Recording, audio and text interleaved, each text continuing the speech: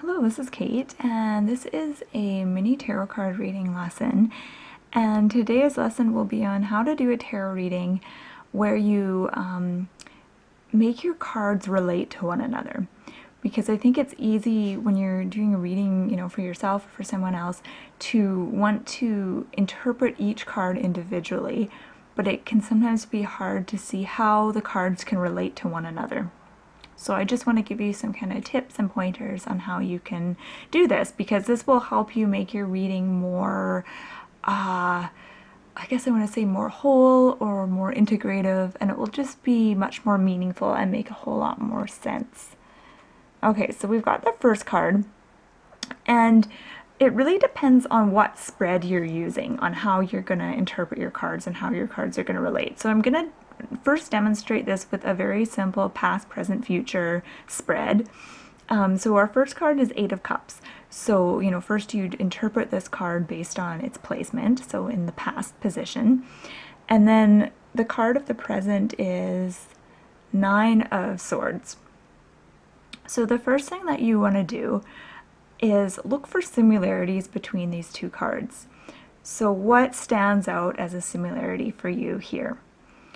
What I notice is that the two figures are both hiding their face. So the first card, he's turning away, and the second one, his face is in his hands. And so that's the main similarity I see, and the attitude is somewhat similar.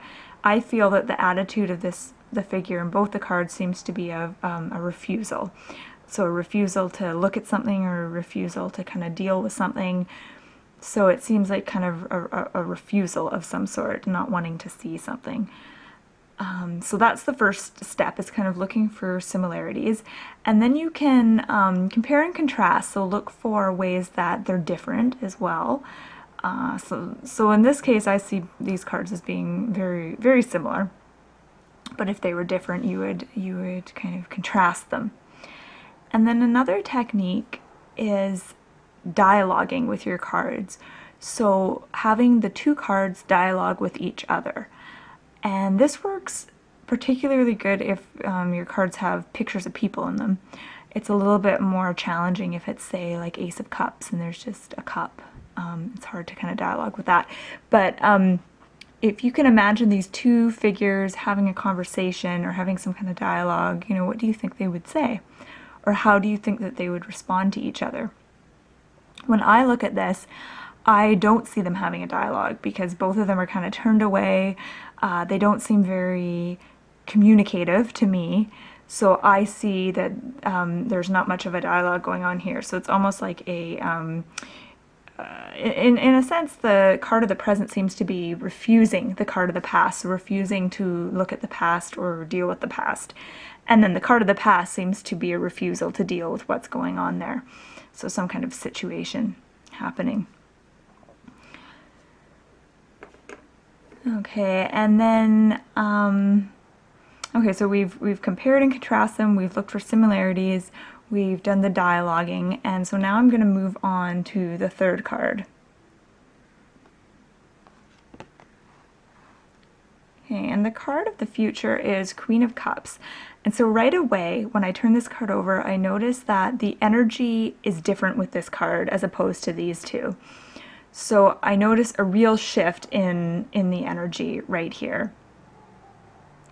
And because this card is so different from these two, you're going to want to kind of contrast the two and see what's different.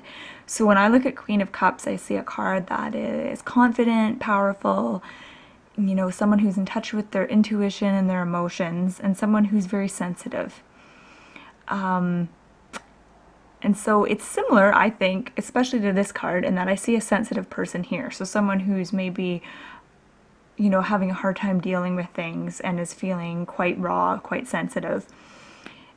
So that's how I see these two as being similar. I see them as being different in that this is a much more empowered card. So someone who, listens to their intuition and uses their emotions and their feelings as a way to grow and learn and ascend, basically, rather than getting kind of lost in the strong emotions as this card is doing. And also, because this is a card of the future, you can ask yourself what needs to happen in the present in this card in order to make that energy shift into the Queen of Cups. So you could look for ways to do that. When I look at the Nine of Swords, it's, Swords is a very mental card. It's all about, thought, thinking, worry, analyzing, stuff like that. And I often will interpret this card as meaning kind of being imprisoned by your negative thinking, or being imprisoned by that tendency to overanalyze and overthink things.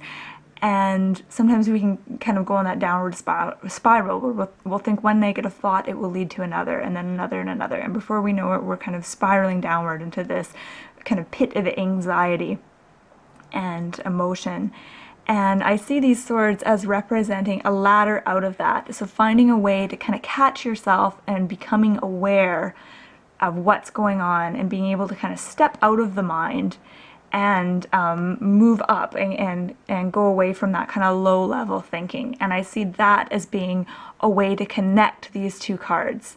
So a way to get to this more confident, empowered state is to, gain a certain amount of awareness to be able to climb out of that downward spiral of negative, worried thinking.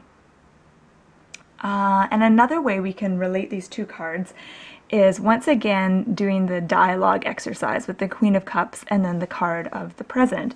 So if these two cards were to make contact, what would the figure in the present say to the Queen of Cups? So would that figure ask for advice? Would they, would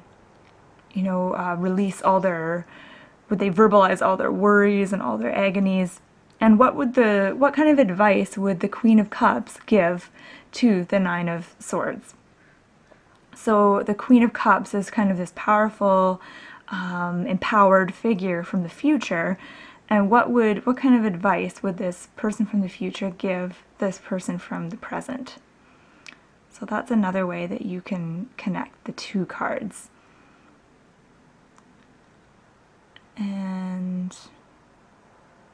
And then another thing also that you could do, because this is a past, present, and future spread, you can see each card kind of leads to the next one.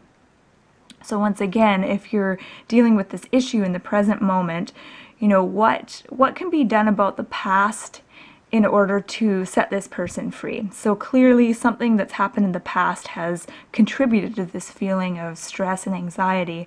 So what was it in the past that wasn't dealt with that's contributing to that? And what can the person do in the present moment and that would help them let that go in the past? So that's another way that you can connect the two. So I hope you found this helpful, and thank you so much for joining me.